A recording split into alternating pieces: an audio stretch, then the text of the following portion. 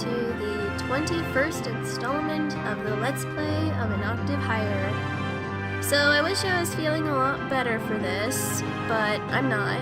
I'm actually pretty fucking sick, as I probably sound like, to be honest.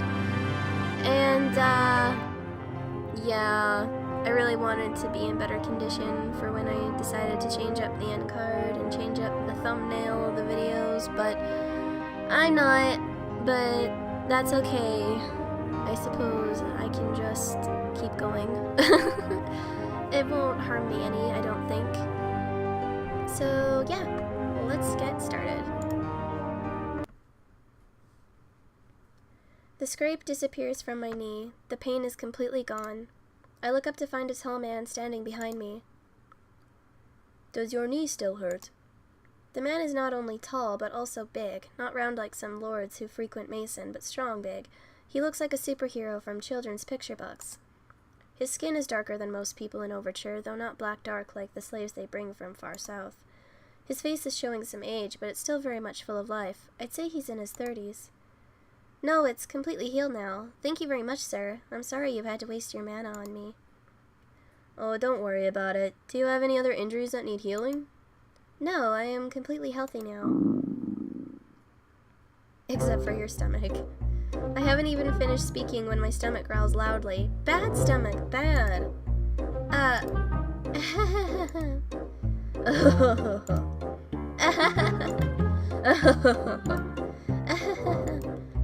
Excuse me, I need to run away. It's what I do when I get embarrassed, apparently. Wait, don't go, young lady. I suppose your stomach problem isn't something that I can treat with magic, but why don't you come with me? There's this place where they serve really great food. No, you've done enough for me, thank you. I can't make this stranger buy me a meal on top of healing my injury. Oh, don't worry, young lady. This place is cheap, so it's not going to make you broke. We'll split the bill. Is that okay for you? I probably won't be able to afford my half, actually. Of course you will. You're a factory worker, aren't you? Factory workers go to eat there all the time. I glanced down at my factory uniform for a second before looking up again. Okay. I'll go with you. My mouth is watering already. The man holds out his arm for me. Alright, shall we go, young lady? Elise. It's not young lady. It's Elise. My apologies. I am Jiseng Al-Sabana. Pleased to make your acquaintance, Lady Elise. Gaesung? She says Gaesung, so like they give you the pronunciation right off the bat, but like it's such an uncomfortable way of pronouncing his name. Yeah, or G. It's Ga or G, but it sounds like Ge. It's a foreign name.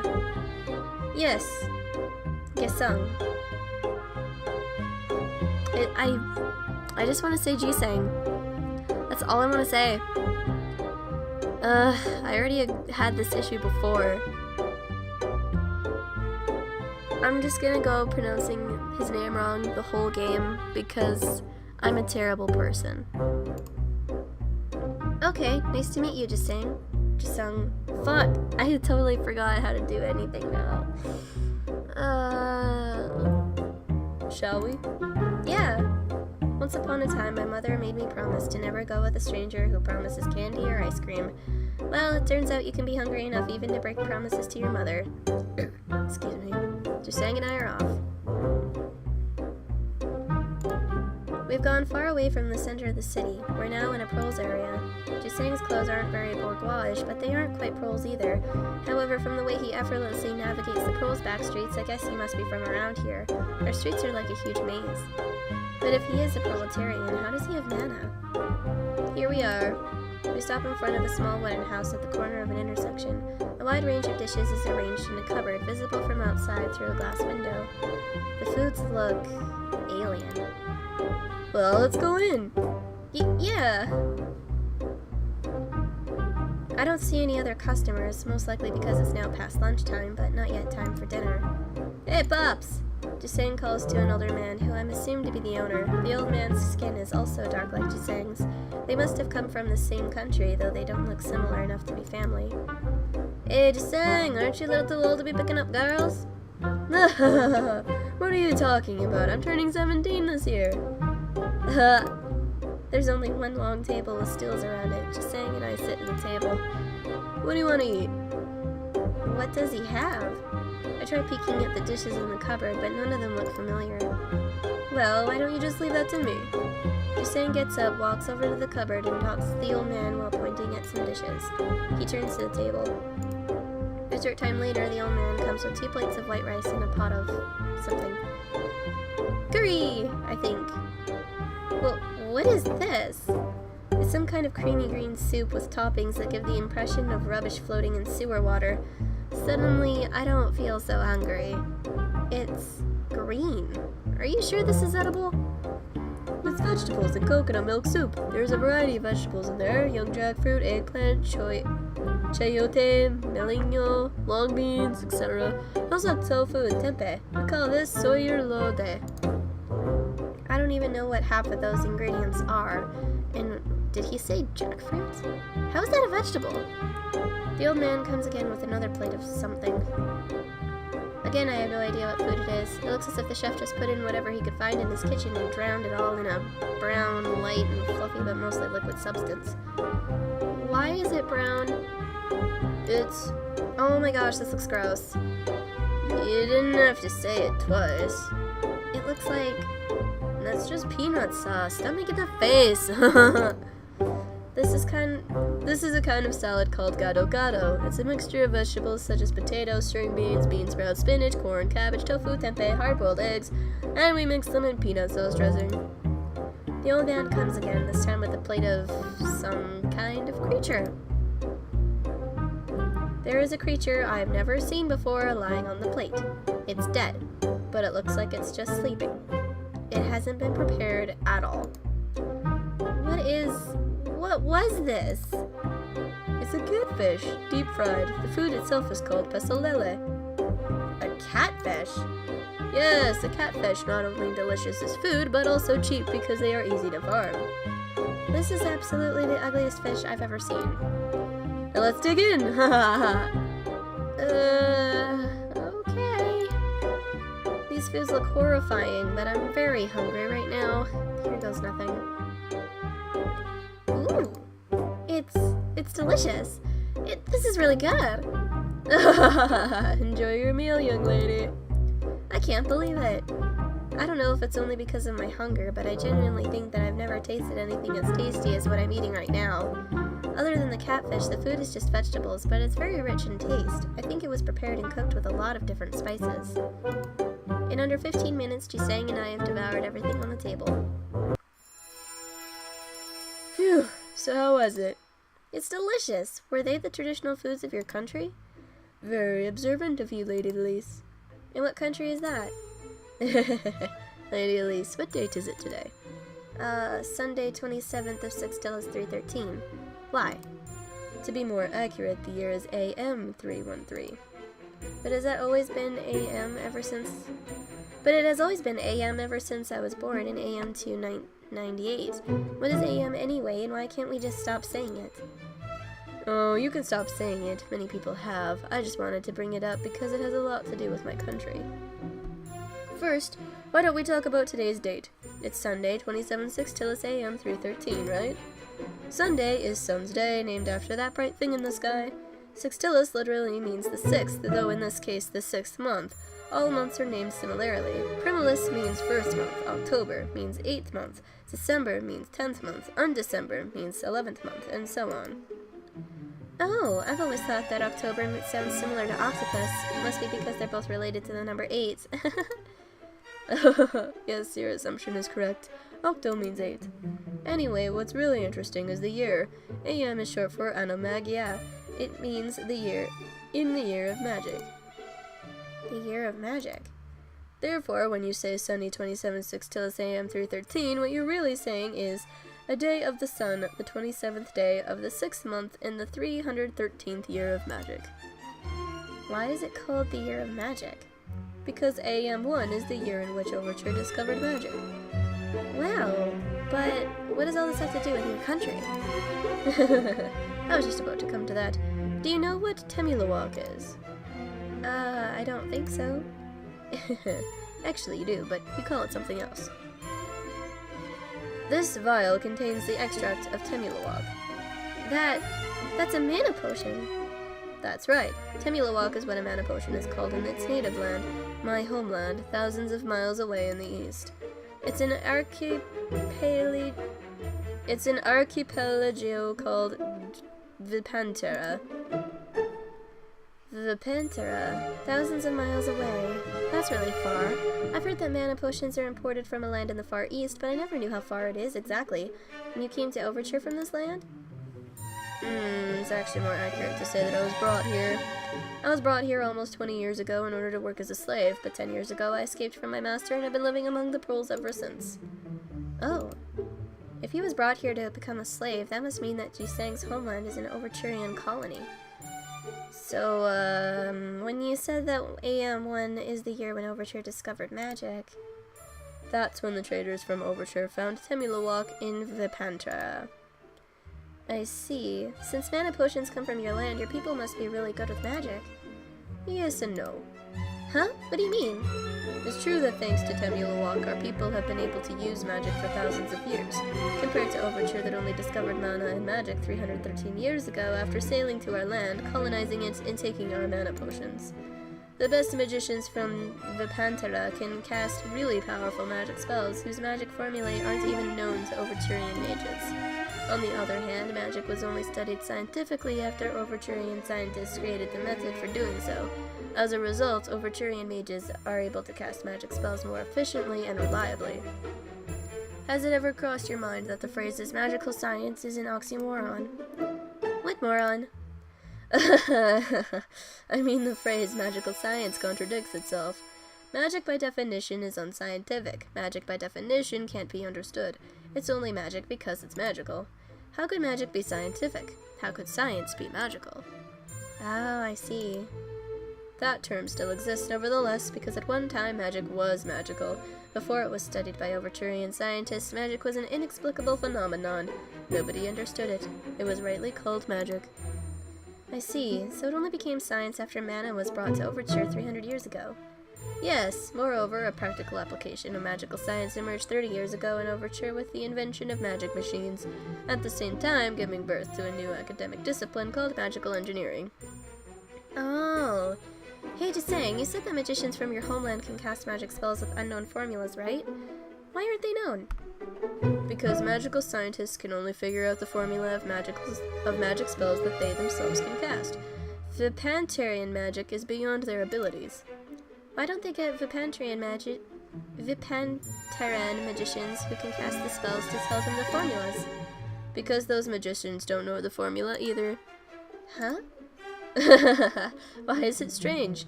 The Pantaran magicians were already using magic long before magical science existed.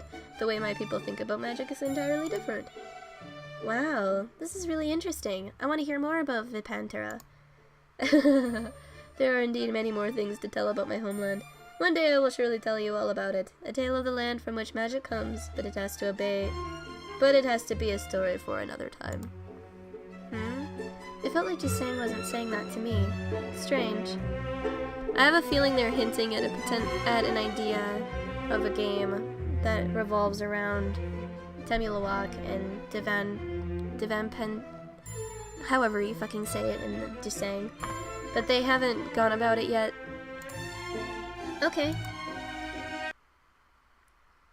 We leave after paying the old man. As Jisang has promised, the food was quite cheap.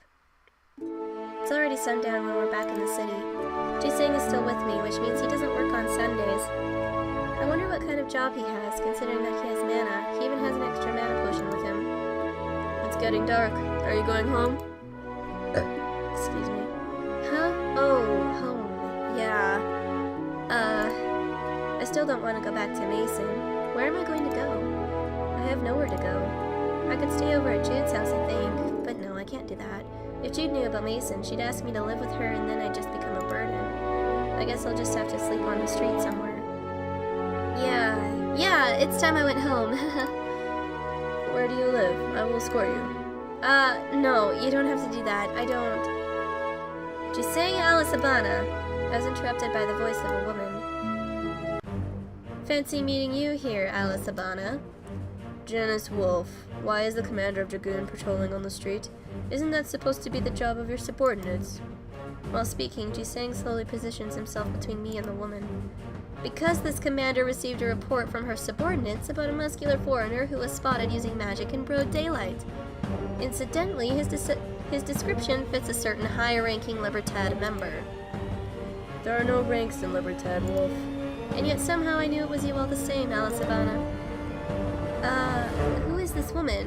Where are she and Jisang What are she and Jisang talking about? What is Libertad? Without warning, the woman extends her right arm forward.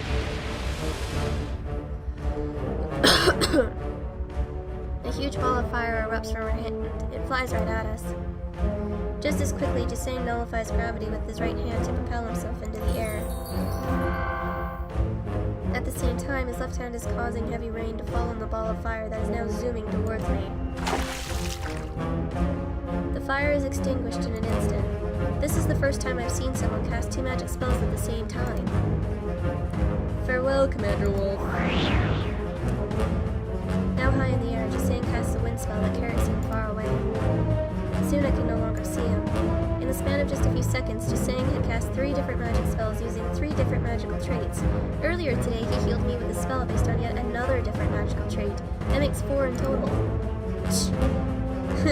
He left you here. The woman stares at me with a piercing gaze. Now, must I summon the shit out of your ass, or will you come quietly to the police station like a good little bitch? My gosh, this woman is vulgar. Wait, I only met Jisang today. I don't really know him. Don't lie to me. A thick magical aura starts slowly emanating from her. She was able to shoot a fireball so effortlessly before, so the only reason she is emitting magical aura now is to give me a warning. She's telling me that she could easily kill me if she wanted to. What's a girl like you doing in Libertad? What? I don't even know what Libertad is. Bullshit. Her aura is getting stronger. She starts accumulating courage in her right hand and willpower in her left. She won't listen to me. I won't be able to win against her. That leaves running away as my only option. Unfortunately, I can only use fire magic and healing magic, neither of which will help me escape. Elise! I hear a shout from behind me. Friends! Elise! I came here after feeling an unusually strong magical aura. I'm shocked to find Elise facing off against a policewoman. I've been looking for her everywhere, and here she is. What is she doing? How did she get in trouble with the police? Normally, I would stay away from danger, but I can't let anything happen to Elise. She's the key to my graduation. I rush to her side. Officer! The policewoman eyes me while keeping her focus on Elise. Officer, there must have been a misunderstanding. Please stop. A conservatoire student? What's your relationship with this Libertan? Libertan? Did she say Libertan? What? You're wrong. This girl's not a Libertan. She's my sister. Oh crap, my sister? Really? She's not gonna buy that. Why would the sister of a conservatoire student be wearing a factory uniform? To my surprise, the policewoman releases all her magic power. Your sister, huh? After she's done laughing, she asks Elise, do you really have no relation with Jisang, girl? No, I only met him today. I scraped my knee on the sidewalk and he healed me, that's all. What a nice guy. Fine, normally I drag your ass to the police station overnight for questioning, but today I'm feeling nice. But listen here, girlie, if I catch you doing some funky Libertad shit, I will find this brother of yours in the conservatoire. Bye-bye, kids. Stay out of trouble. The policewoman turns away and leaves. Elise. Franz, that woman was so scary. Poor girl, she must have never seen a person with such strong magical aura, let alone an aura that was aiming to fry her to a crisp. It's okay now, you don't have to be afraid anymore. Elise seems to be on the verge of crying. She's shaking all over. Franz, she said she was going to summon my poop. Huh? I'm sorry? What magic spell does one use to summon poop? Eh? Poop. What are you talking about? There are no spells like that. But that woman said... She was speaking figuratively. It was just to scare you. Are you sure? Yeah. Are you sure? Yes. Are you sure that you're sure? Elise, there is no magic like that. I bet my conservatoire degree on this fact. Wow, she's really shaken up. But Jisang said there are still spells that are unknown to magical scientists. Who the hell is this Jisang, and what does he know about poop summoning?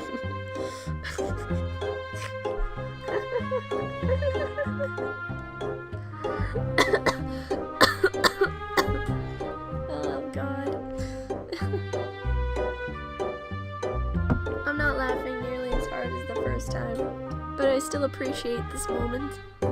Elise, I am definitely, completely, positively, absolutely certain that no such magic exists in Overture.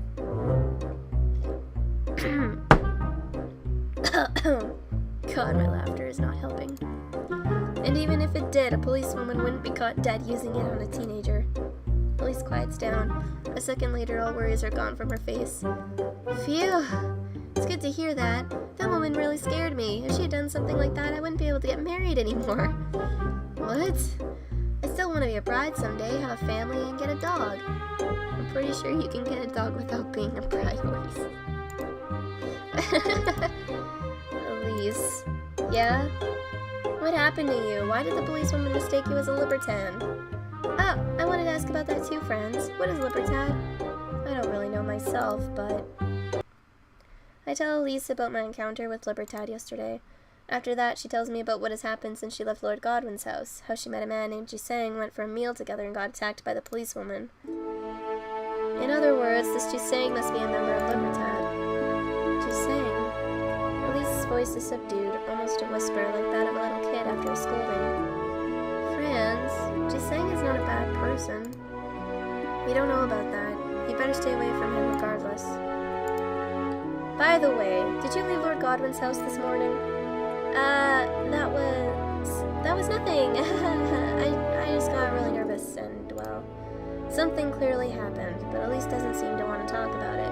Frederick didn't mention anything either. Well, if you say so, but are you sure everything is okay? Yeah. Alright, so are you going back home? It's already dark. Elise? Franz, I don't have a home. Don't worry about me. Why don't you go home yourself? You have school tomorrow, don't you? Goodbye, friends. Wait. What do you mean you don't have a home? Where have you been staying? She cast her eyes downward. I used to have a home. A long, long time ago. When her eyes meet mine again, they are full of sorrow. My parents and I lived in a house in the city. My dad had a business of selling potable water. It might sound weird today because there's a water dispenser in every bourgeois household, but back when he started that business, magic machines were still very expensive. There were many magicians who could cast water spells, but the water wasn't always clean. My dad was special because he somehow never failed to summon clean and drinkable water. That's right. I also talked about this in the symposium 2 days ago. Not all water is the same type of water. The quality depends on a number of factors. So my dad started packaging the water he summoned into bottles. For a while he made a nice living selling them, but eventually magic machines got cheaper and cheaper until it reached a point where they were affordable to most people. It is now easier and cheaper to get a water dispenser than it is to buy water from a summoner. When I was 9, my dad went out of business. We fell into debt after that. Elise closes her eyes. After breathing out slowly, she opens them again. One day, I woke up alone in the house. My parents were nowhere to be found. That afternoon, a few men came looking for my dad. When they learned that my dad wasn't around, they got very angry, but eventually left. I was all alone. My parents never came back. They didn't even leave food for me to eat. Some neighbors were kind enough to take care of me for a while, but eventually they started ignoring me. The men kept coming back, and eventually they threw me out of the house. They said they were taking the house to cover my dad's debts. I had nowhere to live. I had no money. When night fell, I slept on the street. The only way for me to get money was by selling magic, casting spells for other people. I'd hold a sign saying compassion and courage, and sometimes people would pay me to burn something with fire or heal small cuts on their arms or legs. I also got mana potions from them. But at one time I wasn't able to get any money and hadn't eaten anything for several days, so I decided to steal a loaf of bread from a bakery. Unfortunately, I was caught and handed to the police. After beating me, a cop took me to the proles area and released me. He said I was free to do whatever I wanted as long as I kept away from the city. So I started wandering the prole streets. I slept in alleys. Food was even more an issue out there. I tried using my healing and fire magic to earn money, but it was much more difficult in a proles area because the proles couldn't pay me and mana potions were almost impossible to come by. My life only got better after I was found by Madame Beauvoir. She said I was beautiful, so she wanted me to live with her. Madame Beauvoir? I thought nothing could be worse than what I was going through, so I agreed to go with her. She took me to her house, which turned out to be a brothel. I see. It's that Maison de Beauvoir. I've been living there since then. Well, until this morning. Why don't you want to go back? Madame agreed not to make me serve customers until I turned 16, but I'm turning 16 in 3 months. But I don't want to work at Mason.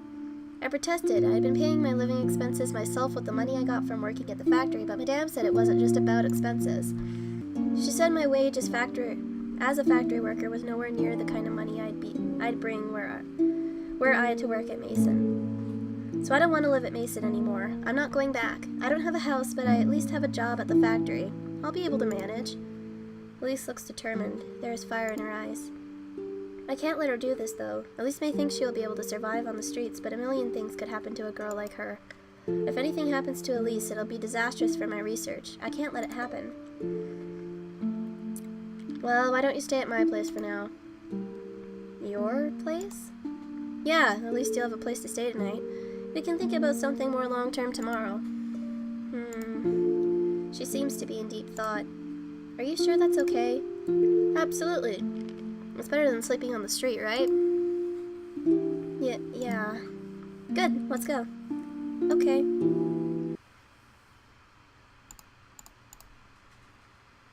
We're here.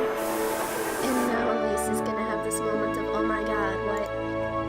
Elise stands frozen in front of the apartment building. Her eyes are open wide. Franz, is this your house? It's even bigger than Frederick's. Huh? It's enormous! Huh? What do your parents do for a living? Are you a prince? Look, I don't own the whole building. My house is just a unit inside the building. I can't believe... Wait, what? Just come in, you'll see. Overture is both a big and small country, depending on how you see it. The monarchy wields huge political power over other kingdoms in the continent, so in a way these other kingdoms are under the rule of Overture. Traders from Overture have also established many colonies all over the world, which together make up the so-called Overturian Empire. But the kingdom of Overture itself encompasses only a city, the city of Overture. What that means is that this city is home to the kingdom's entire ever-growing population, as well as immigrants who have come to the magical science capital of the world. As a result, land is expensive, and the city has opted for vertical developments. Nowadays, most people in the middle class live in apartment buildings or similar shared dwellings. Elise's lack of knowledge about this type of housing means her parents used to have their own house, either because they were rich enough to buy one or because their family had owned the house for generations. Franz, are you sure I can stay over? Won't your parents mind? My parents are traveling aboard. It should be abroad, not aboard. The R's in the wrong spot. It will just be you and me alone at home. I see. It's not a problem then. Yeah, don't worry about it. Okay. We go inside, Elise following closely behind me. Wait a minute. I think I just uttered something very amazing. Wow, the staircase is curved like in Mason. What was I saying again? My parents are traveling abroad. No, not that. Oh, so this is what you meant by your house being just a unit in the building. After that, it will be just you and me alone at home. Ah, it's a lovely house. Hey, this couch is like the one we had in my old house. Me and Elise alone at home. Whoa, I did not think about this before, but I'm actually bringing a girl home and she's staying overnight. My heart suddenly starts to beat faster. Wow, this is like the quality assurance office at our factory. Is this your room, Is this your bedroom, Franz? Yeah, this is my... Huh? Bedroom? When did I get here? Wait a minute, did I just lead a girl straight into my room? Is it supposed to be this easy? Elise is smiling without a care, her face a picture of innocence. Franz? Yeah, this is my bedroom. Her gleaming eyes wander from one corner of the room to the next. Okay, calm down. Let's rationally analyze the situation. Why would Elise not be worried about sleeping in the same room with the man she just met? A. She isn't aware of the danger. B. She doesn't see me as a man. C. She is completely okay with it. Ah, your bed looks so comfortable! Answer A. She isn't aware of the danger is impossible, considering that until this morning she had been living at Mason de Beauvoir. She must be hyper-aware of how men think. Answer B. She doesn't see me as a man is also impossible because, come on, I'm the definition of classic gentlemanly good looks. So that only leaves... Well, thanks for showing me your bedroom, Franz. I'll go sleep on the couch in the living room. Good night. The door closes behind me. Good night, Elise.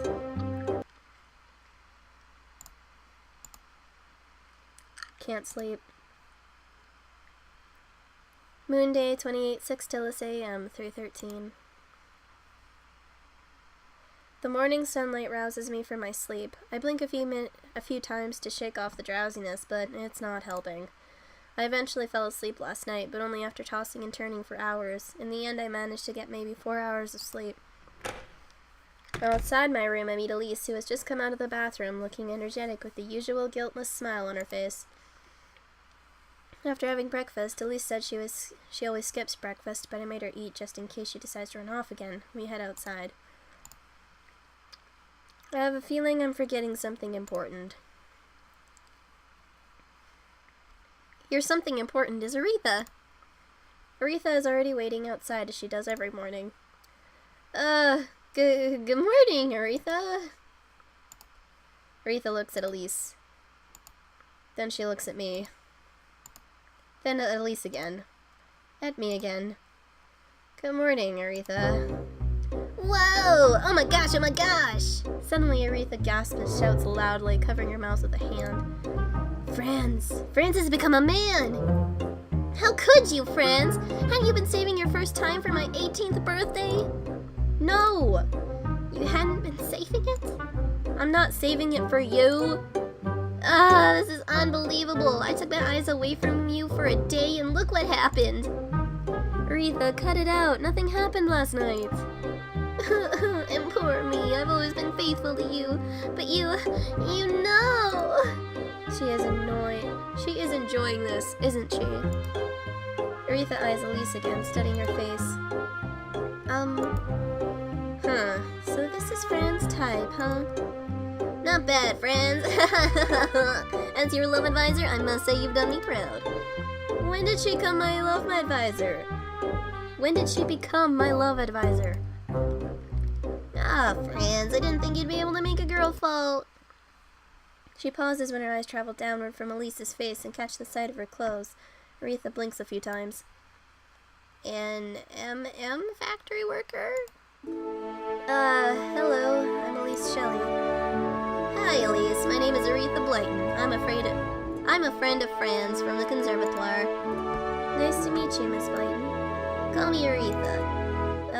Nice to meet you, Aretha. Aretha throws me a glance that says, why is this girl with you? Did you abduct her? No, I didn't. Didn't what? Elise is helping me with my research.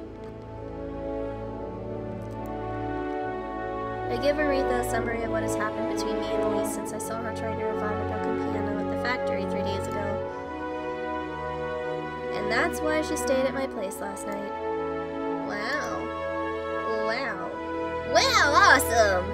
You're trying to fix a broken piano with magic? Yeah. That's really cool! You don't think I'm weird? Not at all! Listen, Elise, if you manage to fix the piano, it will change the world. Not only will you be filthy rich, your name will also go down in history. Really? Really, this is exciting stuff. Aretha isn't wrong, but that's a really big if right there. Anyway, I turn to Elise. What are you going to do about your living situation? I want to help, but I don't think my parents would approve of me living with a girl under their roof. Yeah, I still don't know what to do, but I'm definitely not going back to Mason. You're looking for a place to live? Hey, why don't you just live with me? You really can't just sleep on the street, you know. Friends might not be savage enough to assault you at night, but there are seriously evil guys out there. But don't worry, I know we just met, but I have a feeling we'll get along well. But what about my work at the factory? The factory is quite far from the city. The factory? That place is awful, isn't it? You should just quit. No way, I can't just be a freeloader at her house. You're helping me with my research, right? In that case, you'll get salary as a research assistant. Research assistant? Actually, she's more like a research subject, but never mind. Yeah, the salary won't make you rich, but I'm sure it's more than what you get from the factory. I see. Elise begins pondering in silent hesitation. She looks really unsure how to accept the offer. What do you think, Elise? What do you think? Aretha can be like a little girl sometimes. She is like a kid who wants a little sister. What does a research assistant do? Well, in your case, I only need you to cast magic spells. Come on, what do you think? I give Aretha a light chop on the head. Oh. She seems to get my message to not disturb Elise while she's thinking.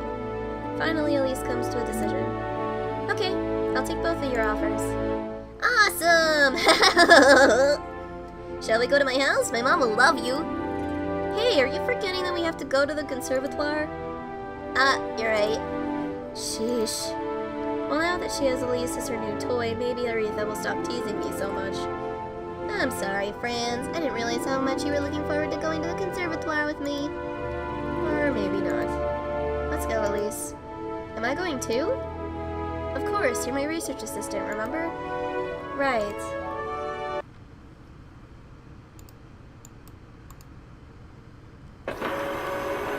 We've arrived at the conservatoire. Elise tags along behind me, and Aretha, bobbling her head everywhere, occasionally spinning around to get a second look at whatever we walked past. Her eyes wander up, down, left, right, like a kid in an amusement park. Look, what is that? Elise is pointing to a sphere that is floating up and down above a pool of water, and moving and spinning in a spiral motion, while spraying water around and spreading amplified light in various colors. The water droplets act as a screen for the light that constantly moves with the sphere. Wow, it's so pretty! I remember standing in front of it every day in my first year, just watching the ball moving and spinning until I understood how to build it. You can make that? Elise stares at Aretha, open-mouthed and bug-eyed. I've got... Maybe, if I had a pool that big in my house. Wow, you guys are like geniuses. We traverse the courtyard along with other students who are scurrying to attend their morning classes. Some of them are giving Elise a curious look, but Elise is too excited by every magical thing in her surroundings to notice them. As we're walking, Elise never stops admiring everything she sees, even the sight of a sophomore who fails miserably at flying a carriage and is now doing vertical loops in the air. He might be able to pass it off as a showy acrobatic move if he weren't screaming at the top of his lungs. Finally, we reach the conservatoire building entrance. We stop in front of a flight of stairs. So, meet here back at noon? Professor Poe wants me to teach the freshman again this afternoon, so 3 o'clock? Okay, see you later, Elise. Please watch Friends in my place. Make sure he doesn't do anything weird to the freshman girls. Damn you, Aretha. Stop training Elise. Okay. Don't listen to her, Elise. I'm beginning to have doubts about them living together. And with that, I will end it here. My throat is not being very cooperative anymore. I wish it was, but when you're sick, you're sick. So I'm gonna take a break for the time being. I will see you guys on Wednesday. Bye-bye. Hey guys, and this is my end card. So I decided to change it up a little bit because this series, or parts of the game, I guess, I don't really know what to call them anymore, because there's some games that are episodic, some games that aren't, some games that are in a series, some games that aren't. Anyway, this has been going on for a while, so I thought I'd change up a few things, like the thumbnail and the end card, because, yeah, no one wants to hear me say the same thing all the time. But if you do want to see more of my content, just click on my icon and it'll take you to my channel. If you want to see the next episode of An Octave Higher, click on the annotation for that, or just even hover the mouse over it, it'll tell you whether it's up or not. I've been playing Minecraft Story Mode, so if you want to check that out, there's an annotation for that. There's also an annotation for the Reject Demon Toko, which is completed, and the Sword of Asumi, which is another type of visual novel out there that I was kind of intrigued by for a short period of time. So yeah, if any of that interests you, go check it out. Otherwise, I'll see you in the next one. Later!